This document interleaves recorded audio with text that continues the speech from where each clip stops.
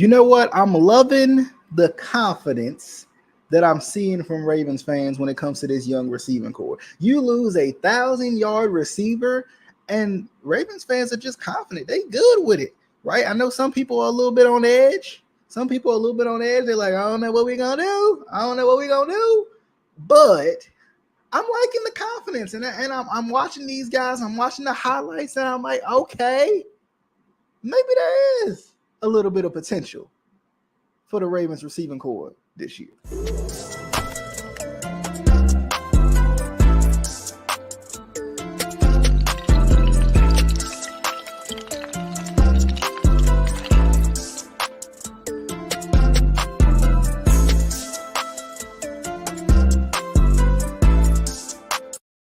What is going on, good people? Back at it again. DJ from BO Productions coming at you with another episode. Not necessarily episode. The weekly episode going to come out probably tomorrow of Flock Nation Speaks. I want to talk about, I saw this post, top 5 quarterbacks under 25, and the blasphemy that is within that post could take up an entire episode. So I'm going to do that. I'm going to do a little short one here for y'all right now. Talking about these wide receivers, man, it's crazy to think it's been 3 weeks now, I think, since the Ravens traded Hollywood Brown, didn't pick up another receiver, haven't seen a veteran on the roster, and we like, okay then, right? Because at least that's how I'm feeling, right? I'm like, but Julio's still out there though. Like, I know Jarvis is gone, right? I'm with it. I know Jarvis is gone, right? I mean, OBJ still out there, you know. Julio still out there. Will Fuller still out there, right? There's still some options, you know. But I'm at a crossroads, you know. I'm at a crossroads, Cody Rhodes style right now. I'm at a crossroads, man, because on one hand, I'm like, you just lost 1,000-yard wide receiver, the first one you had in quite some time, with Mark Andrews and Hollywood passing 1,000 yards this season. That's the first 1,000-yard receiver you had since 2017 when Mike Wallace did it, right? When he came in as a wily veteran, as seems to be the Ravens' way of thinking. Now, possibly, I don't know if this is what they're thinking this season, but my thought process is maybe the Ravens are going to do something different this season, right? Maybe the Ravens are going to rely on these younger guys and develop these younger guys, unlike we've seen in the past, right? Maybe that's what it is. And if you hear a little commotion in the background, dinner is cooking, okay? Dinner is cooking, right? The wings is in the air fryer. I don't know if any of y'all are air fryer fans, but I don't know what it is about that thing, man. That thing be smacking. But for real though, back to the topic at hand, right?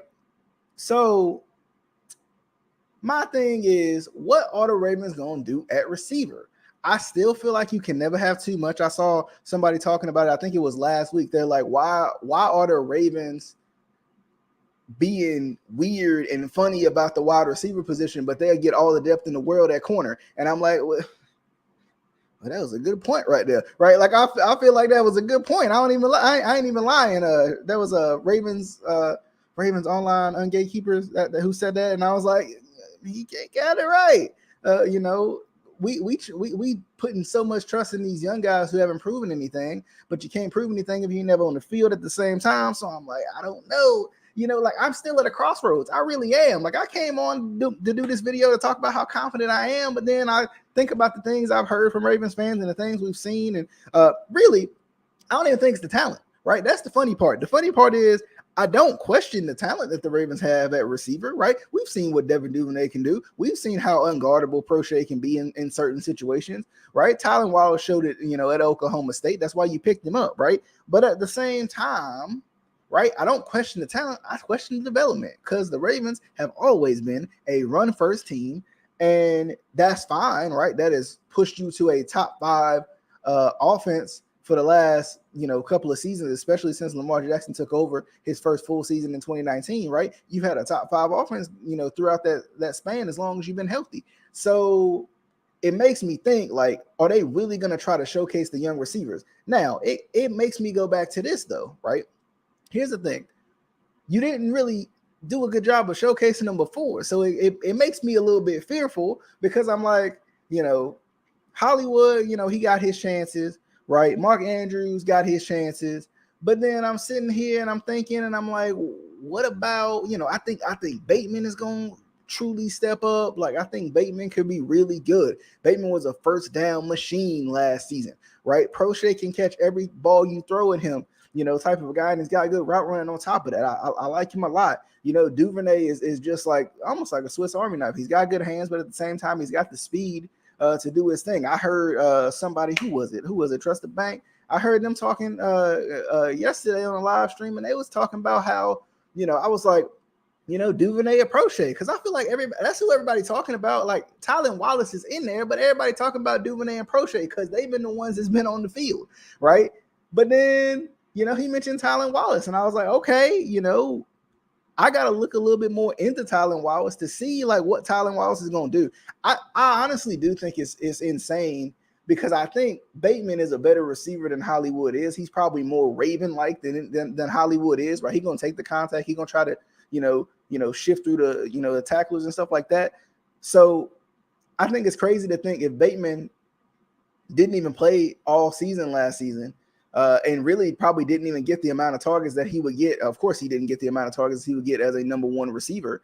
Then to think that he's going to crack over 1,000 yards this season, I think is crazy. As long as things stay as they should, Bateman is going to crack over 1,000 yards.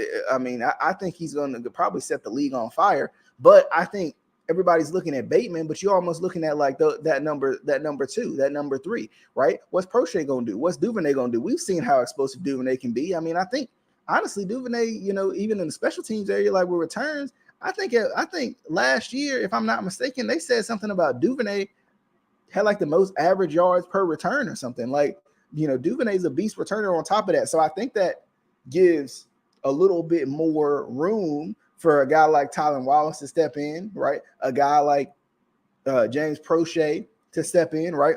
And it's kind of interesting, like, how do you do it, right? How do you line them up? I think, of course, you put Bateman on the outside, and I've heard that you should put Duvernay in the slot, and I wonder how many full wide receiver sets they got, that they're going to attempt to run. Because I think the biggest thing for the Ravens is going to be, number one, proving it to the rest of the league that you're not as unproven as you look, or at least the talent is there. We just ain't seen it yet, right? You're unproven, but that don't mean that you ain't talented, because that's the thing. Like, you got to try to keep up with the Jamar Chases and the T. Higgins who done already shown what they can do, right? You got to, keep up with Amari Cooper who done already shown what he can do, right? I think, and that's the crazy part, man. I think a lot of people are feeling like the Ravens are going to go back to this 2019 style or something like that. And it could happen. They picked up a lot of tight ends. They didn't pick up another receiver, right? It seems like they're trying to trust the guys that they have. I still think they're going to pick up one more guy. But at the same time, I'm kind of at a crossroads. Like I said, are the Ravens going to pick up somebody or are they not? Because here's my thing. Last year, when they picked up, Sammy Watkins, and then, in previous years when they picked up like, guys like Mike Wallace, guys who actually played significant moments in games, they picked them up like March, April, right? You know what I'm saying? They picked these guys up March and April. And even Willie Snead, I think, was a March, April type pickup. It was an early pickup. Get them into voluntary OTAs, get them into, involuntary OTAs, right? Get him into a groove with Lamar Jackson, right? Another thing that seems to be a big topic of conversation, Lamar Jackson not in the OTAs. When, I guess Lamar Jackson is always the topic of conversation. So you got to talk about Lamar Jackson, right? So, my thing is when it comes to that, my biggest thing when it comes to that whole thing is like, why is it that they want to, that they were so worried about Lamar Jackson? They so worried about the guy who was unanimous MVP, right? They're so worried about the guy who was literally about to set records last year if he would have stayed on his feet. Not to mention got hurt on a passing play, right?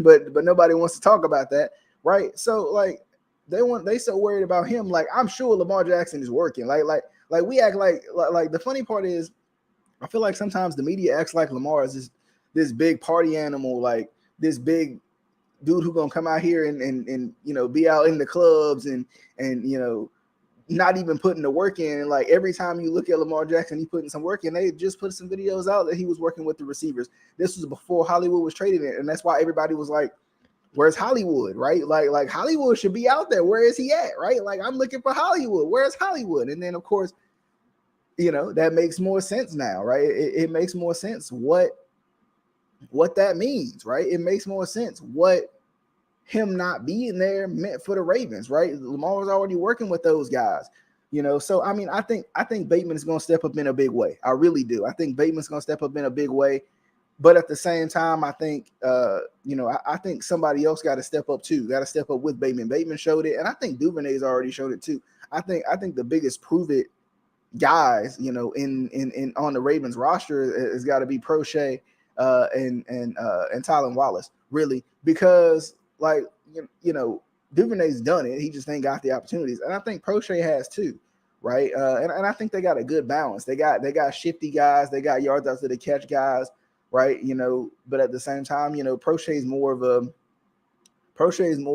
strong-handed guy more than anything, right? He's a strong-handed guy more than he is anything else. So I think with that being said, I think the Ravens got they got a lot of potential, and I think they're going to be overlooked once again when, like we talked about before, the crazy part about the Ravens, right? The crazy part about the Ravens is, and Lamar Jackson on top of that, as long as 8 is there, it don't really matter. You can put me, my dog, and two of my best friends out there, and they're gonna be fine offensively, right? So, especially when it comes to receiver, like Lamar ain't really even had a top flight receiver yet. Like we talk about doing more with less, and I don't want to get too much into that soliloquy because that's something I'm gonna talk about in that top 5 video. But like for a guy who's done so much with less, to think that he ain't gonna be able to do it with the potential of a Tylan Wallace, right? The potential of a Rashad Bateman, the potential of